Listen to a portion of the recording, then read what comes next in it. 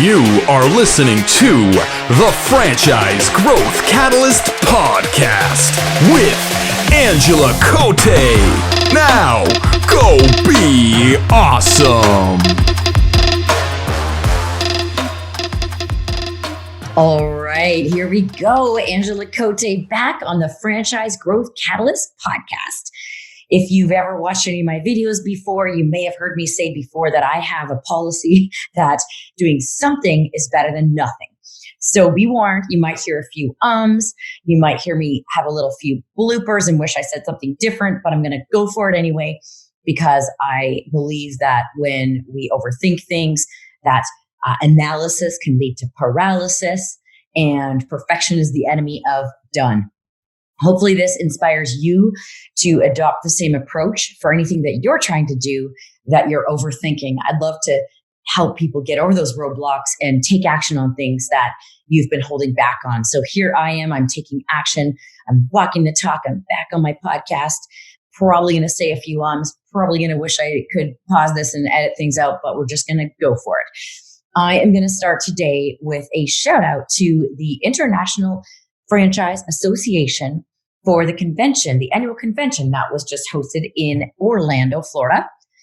Awesome to see all of the friends and franchise friends and franchise family and peers and fun people in Orlando. And so IFA 2020 was a big success. One of the things that was really special for me this year was the opportunity to facilitate a table at the annual leadership conference, which is a day-long conference that happens the day before the IFA actually kicks off.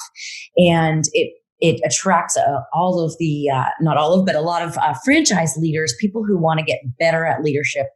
And it was so fantastic because when you think about it, franchising is really all about leadership. And when a franchisor is really good at being a leader, they're good at attracting people, they're good at helping support their franchisees, and good at helping their team on the front line.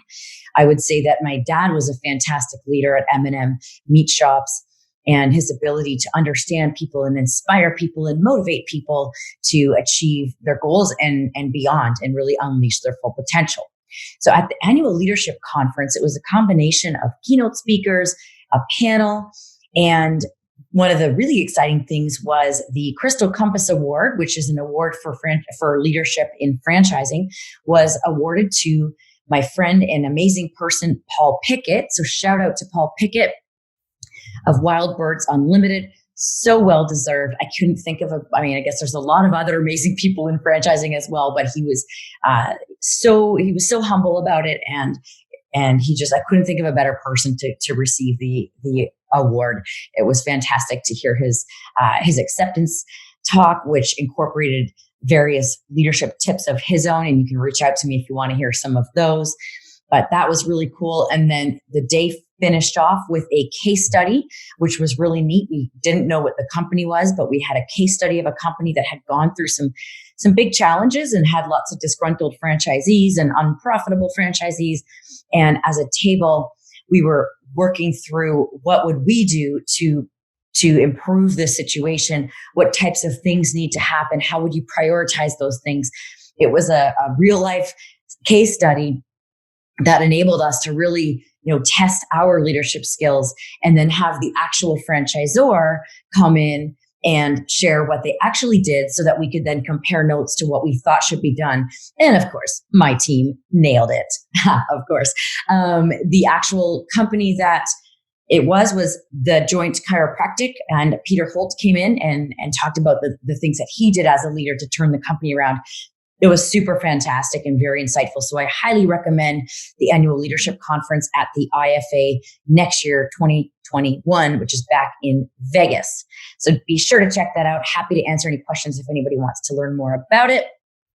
That was one of my most special experiences. There were also lots of great events, roundtables, you name it, parties. Of course, you would never go to any of those. And just great to network with everybody. Highly encourage people that are in the franchise community to check it out.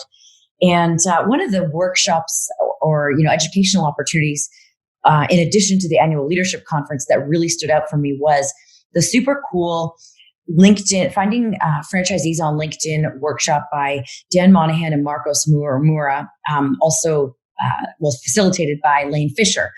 And it was very actionable.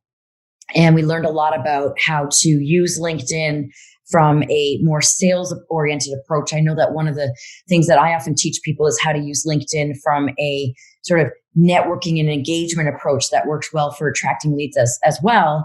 This was a little bit more of a methodical approach that I will be happy to teach my clients and anybody that I work with. And so today, on that note, I'm going to actually review something that I talked about in a video that got a lot of engagement. And the video was 4 minutes long, so I thought it might be kind of nice to have a little bit more time on a podcast to expand a little bit on some of the things I said. So that's the goal of this, is to give you some good content on how to find franchisees, not specifically just on LinkedIn, more along the lines of like, hey, Angela, I need help finding franchisees. What should I do? So this is more broad. I'll probably do a podcast review of what I learned in that LinkedIn workshop as well, especially if I get any comments from anybody or direct messages asking for it, then that will prompt me to do that as well. And I can share some insights on things I learned and was quite blown away by, and look forward to implementing with my clients to help us find franchisees. Now, one thing I have to add in here, and I think I said this on one of my previous podcasts, when I first started doing what I'm doing now, running around as a franchise growth catalyst, I found that while I was feeling that my superpowers were in the area of operations and field support, helping franchisors better support their franchisees, that it kept coming back to whether or not the franchisees were the right fit, especially in my emerging franchisor clients. So while I'm super passionate about helping franchisors get their franchisees more engaged, more profitable, more happy, it became clear very quickly that if we don't have the right franchisees in place, that's never going to happen. So I began to really research, and this goes back like 4 years ago. So not only, having grown up in a franchise and having to deal with this and work, with franchisees that weren't a fit and try to assess how did they get into the system versus the ones that, should be there. So not only that, but I really spent the last 4 years researching, going to conferences all over North America, franchise conferences, listening in on, franchise development panels, franchise recruitment. And, because I already really felt quite comfortable with the franchise support side. So I wanted to round out how I support my clients and make sure that, we weren't missing something on the recruitment side. Like, that's really where it starts.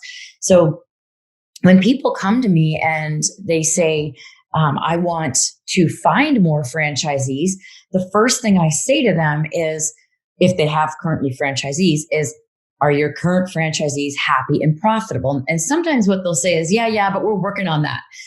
And I'm kind of like, you know what, that's great that you're working on that, but let's really slow this down. We need to take a look at that, because we all know that if the franchisees that are currently in this system are not actually profitable or not happy or don't feel heard or don't feel respected, that they're going to tell your prospects, and it's going to make it a lot harder to award a franchise or even to attract the right franchisees. So we have to start there. As much as people hate that, I get resistance. I know that people want to go right to, let's just find the franchisees. And it's really like putting the cart before the horse. If your current franchisees have not properly been supported, then we've got to start there. We've got to invest our time, energy, and money into getting them profitable. So that would be the first place to start, area number one.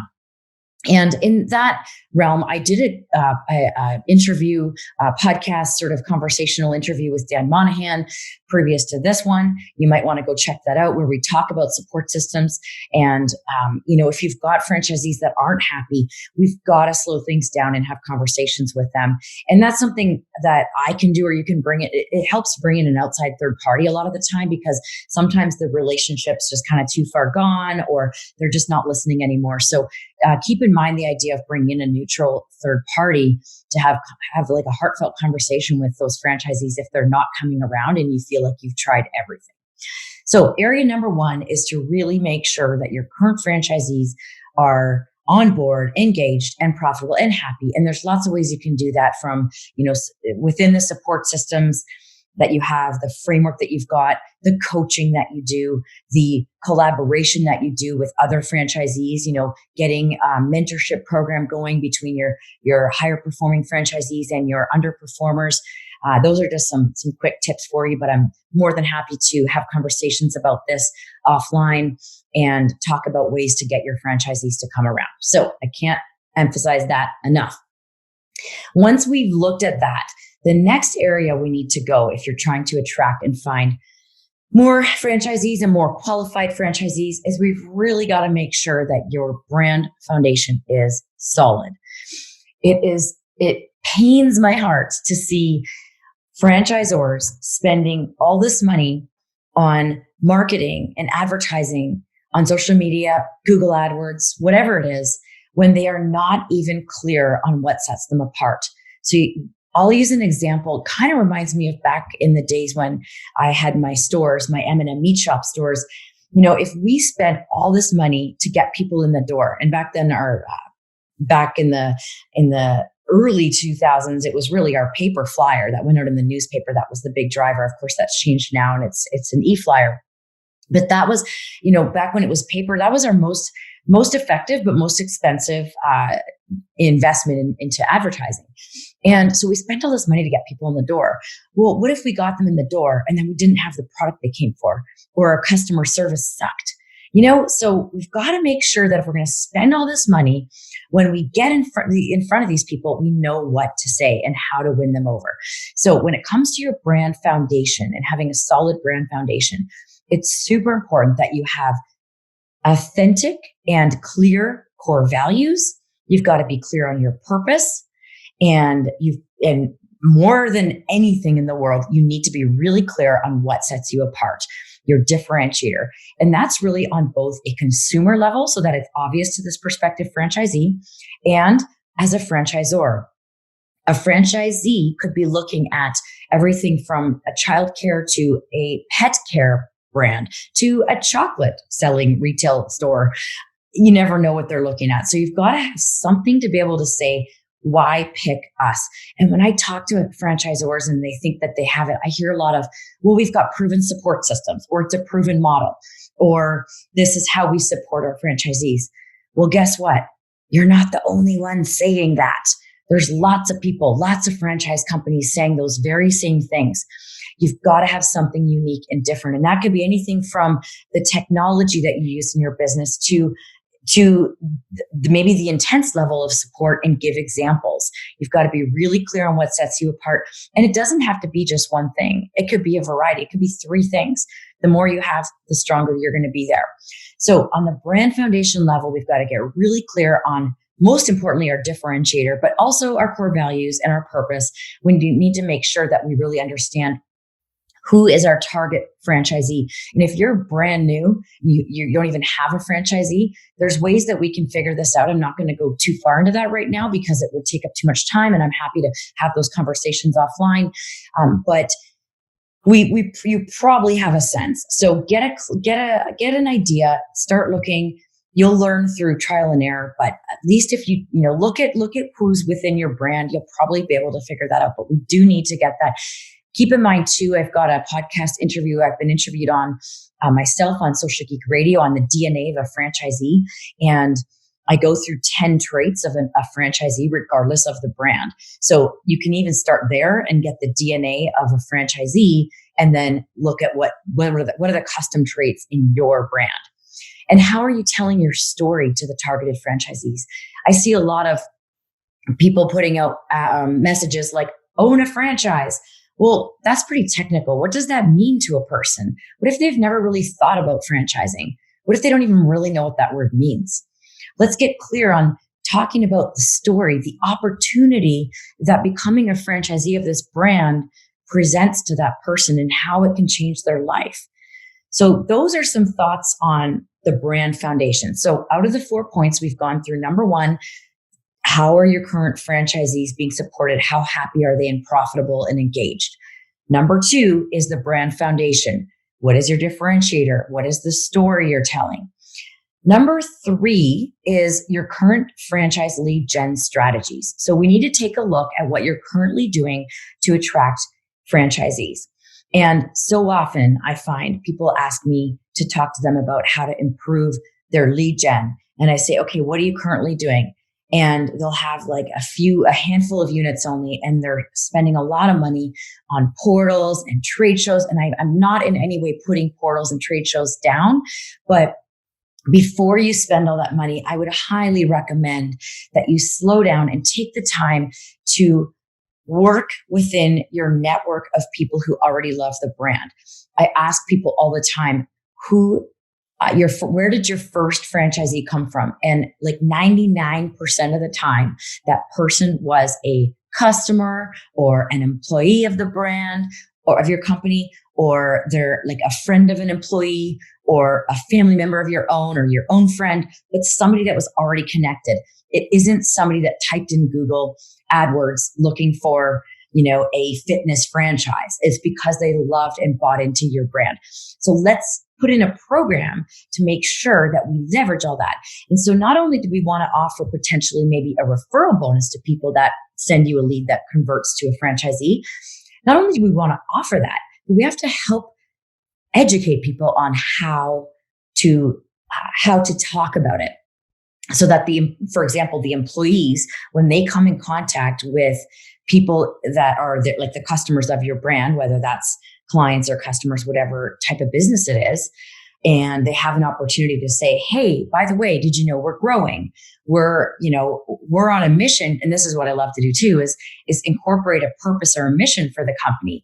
So for example, one of my clients, Control V, which is a VR arcade franchise, is on a mission to educate the masses about the potential that VR has on the world beyond just gaming. It has implications for the medical industry and beyond. So to say something like, have the employees aware, to say something like, if someone says, wow, I really love this experience at Control V, then you can say something like, awesome. If you love it and you know anybody who's looking for a new opportunity, we are looking for people that want to own their own Control V franchise.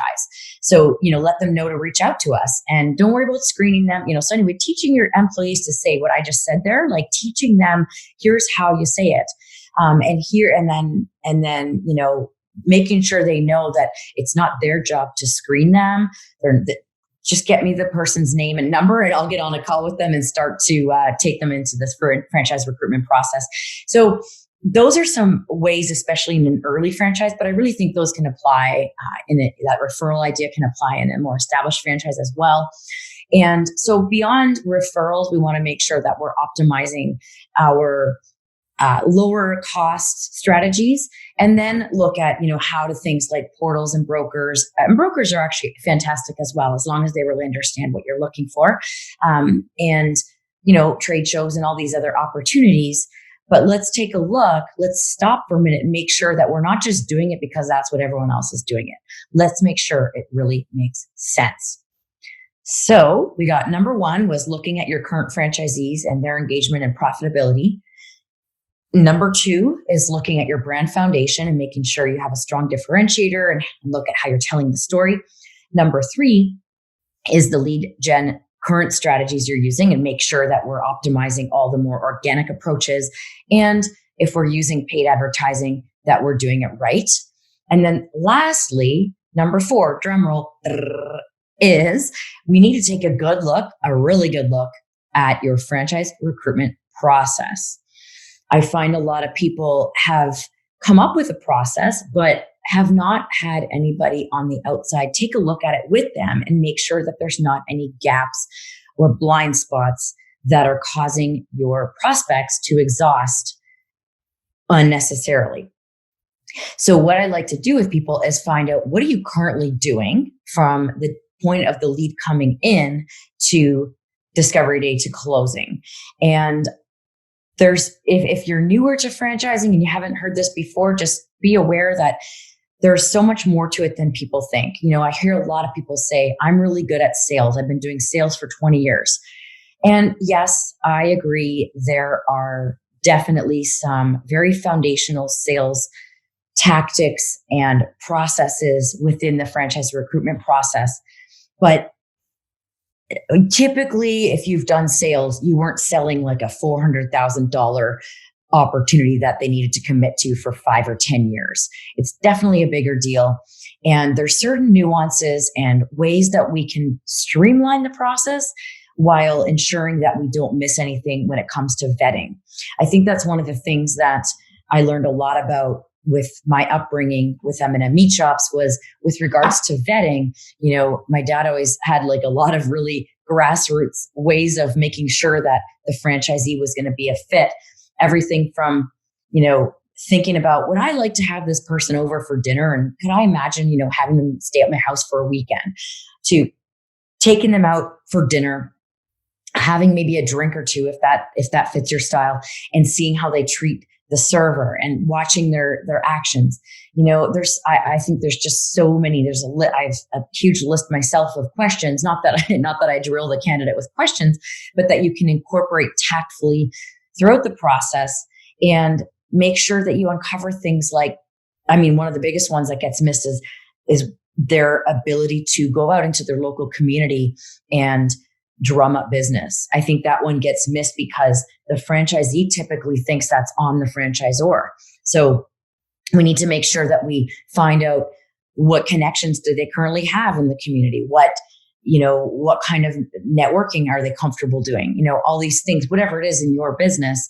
So I think a lot of that gets missed. I think there's the vetting. People talk a lot about financial qualification, which is obviously number one.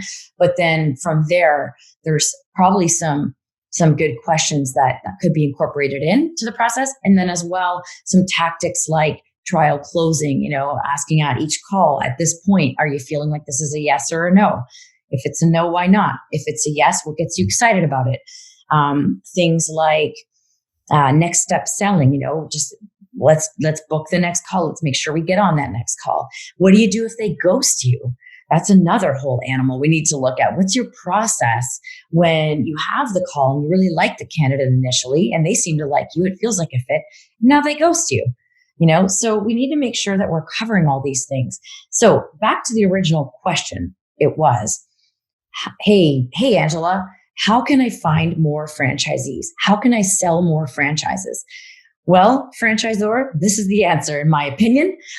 We got to look at these 4 areas before we do anything else. Before we go and increase our spend, our monthly spend on advertising, before we fire our franchise development person, before we, you know, leave our franchisees that we currently have to figure it out for themselves, we got to really look at these areas. So just to refresh, we've got the franchisee engagement and profitability.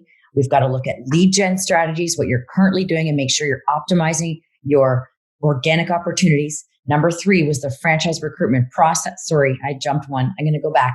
We're going to start over. See, I'm not even going to edit this out. We're going to start at franchisee engagement and profitability. Number 2 was the brand foundation. If anybody caught that, good for you. Brand foundation was like the differentiator, also the core values. What story are you telling? Who's your target franchisee?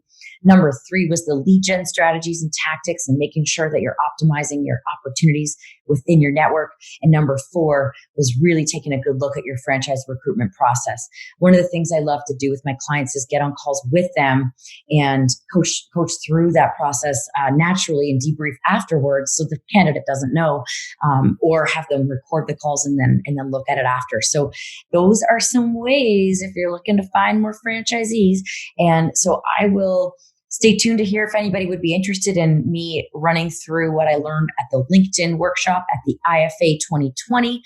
And lastly, I think it'd be kind of cool for me to leave you with a sort of a quote or an inspirational thought that I heard earlier this week. And I am just going to see here. I've got it. So it was this. It was the most inspiring person is not the one that's already winning and not the one that already seems successful. The most inspiring person is the one who's overcoming the fear of doing something, not the one that's already amazing at doing it. So give that some thought. I know when I see somebody, I ran a marathon back in 2001 and then some half marathons and all that after that until my knees became a problem. But when I ran that first marathon, I remember seeing those people that came in like almost dead last, or the ones that walked it and came in last. And I just remember thinking, now that is inspiring. So keep that in mind. Hopefully that inspired you. Hopefully you got some nuggets. Please let me know if you got anything out of this. It's very helpful for me to know. If you want me to go deeper into any of this, I can do that too. And in the meantime, as always, go be awesome. Copyright 2020, Angela Cote Inc. All rights reserved.